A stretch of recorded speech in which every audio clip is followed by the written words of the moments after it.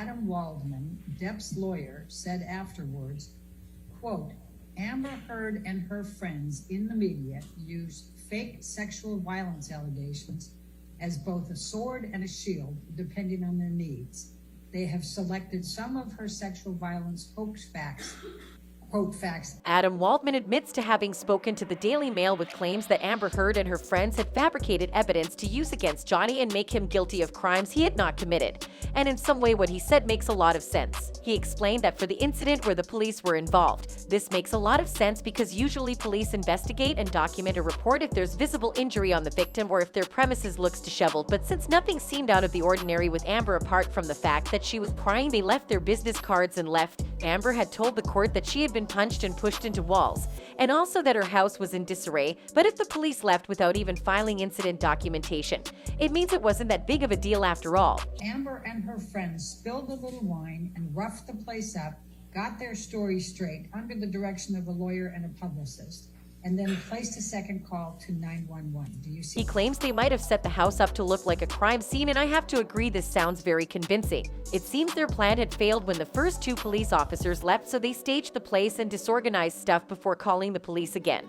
This time the police had a look at the house and interviewed Amber's friends, but even after that, they documented the mishap as verbal dispute, which means that no report was documented, meaning no criminal activity was seen at the house. The language victim advised verbal dispute, language that patrol officers were trained to provide when they were not going to document anything from the scene?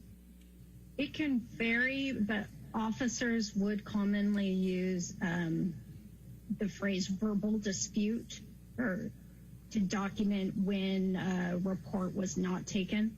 For the Thanksgiving incident, he has claimed to have received videos that prove none of the said story was real. He also claims there is a significant difference between the photo used by the son and the real photo taken. We have also witnessed ourselves that the photo presented in court shows a slightly bruised face, but the one from the Sun cover page shows a very edited black eye. Finally, audio from the Australian incident proves that he might actually be telling the truth about Amber fabricating evidence. In the Australian evidence, Amber claims to have sustained multiple bruises on her arms and feet and that she was bleeding.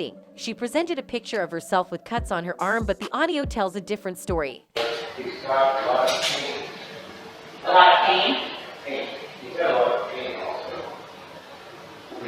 You saw it. No.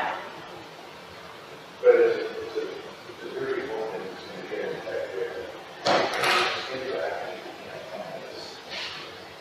My reasoning, which may be wrong, should be where all the blood is, and that's down there. Yeah, I'm gonna take it. Let me go give it some hot. In the audio, Dr. Kipper and the nurse are frantically looking for Johnny's cut fingertip, but no one seems interested with Amber, who is heard screaming and crying in the background. The doctors are also part of her health team, which means they would have also tried to treat her if she'd had any bruising on herself. She also apologizes for hurting Johnny, but while in court she had blamed everything on him. It's clear that some evidence has been fabricated in this case to destroy Johnny, and people have started to notice.